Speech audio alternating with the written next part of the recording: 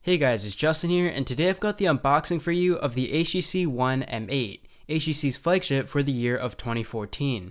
The M7 featured a unibody design that we have never seen on a smartphone before, and HTC has tried to build upon that, once again going with a metal build construction, which I was always a very big fan of. Of course, over the next few days, I'll be bringing full coverage for you of the HTC One M8, so be sure to hit that like button on this video and leave a comment if you have any special requests for comparisons or tests. The packaging itself stays pretty much the same as the one on the M7. You have the specifications on the back. This does ship with Android 4.4 KitKat and the HTC Sense 6 UI, which will also be coming to other HTC devices in the future.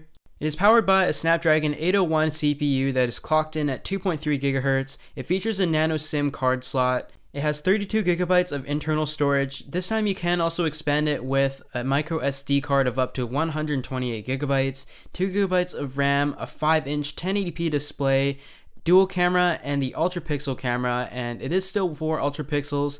The front facing camera though is a 5 megapixel camera, and of course you have your HTC boom sound.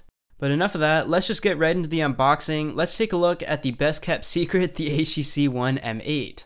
One really cool warranty thing that HTC has done this time is if you do crack your screen within the first 6 months of the phone, the warranty will cover it and they will replace it at no extra cost. But also part of the HTC Advantage, they will give you 50 gigabytes of free online storage. So there you can see is the HTC One M8. It does come in 3 different color options at the moment. The silver, that looks much more traditional to the M7, the gunmetal gray, which seems to be the most popular at the moment, but also the gold. So let's just give it a quick look and then we'll set it aside, and I will go more in depth in the hardware itself as we go on in this video.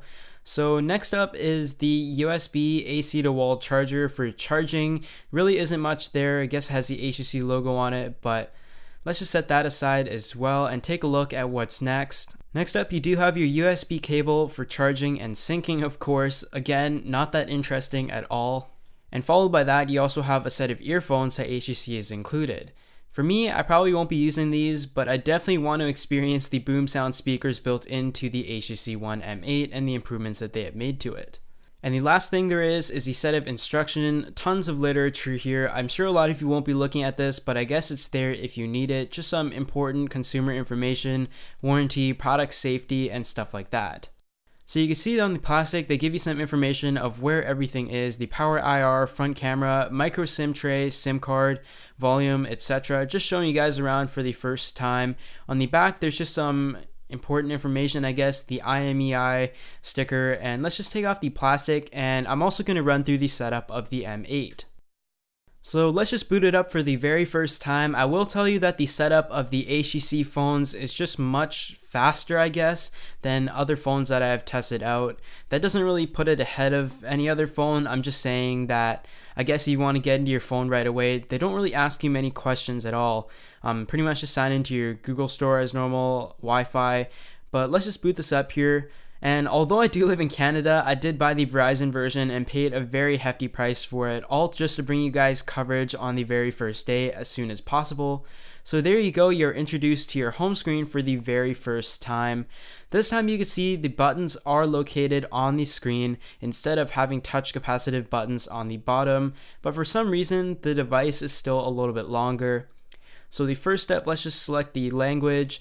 I actually took out the SIM card and just set it up without that. So let's just move forward with that. We're going to set it up using Wi-Fi to connect to Google and stuff like that. So also enter the password. Don't really want to bore you guys here. Let's just skip through the email, skip through the Google account, just skip through everything, as I just really want to get into this phone and show you guys the experience of, I guess, Sense UI 6. And there we go. So the setup is now completed. They first introduced you to the new Blink feed, which I did talk a lot about in their event yesterday. And there we're just going to scroll around the home screen, your app drawer, a lot of which does stay similar in its looks to HTC Sense 5.5 UI at least. And I'm actually a pretty big fan of the Sense UI, but for those who aren't, they will also be selling a Google Play edition of the HTC M8. So there you go, you've got all your quick toggle settings, and your notification bar on HTC phones is very clean. I'm actually a pretty big fan of the green color scheme, it seems like, initially. So I have to say first impressions are pretty good. Of course, I will be playing around more to bring you guys some more coverage.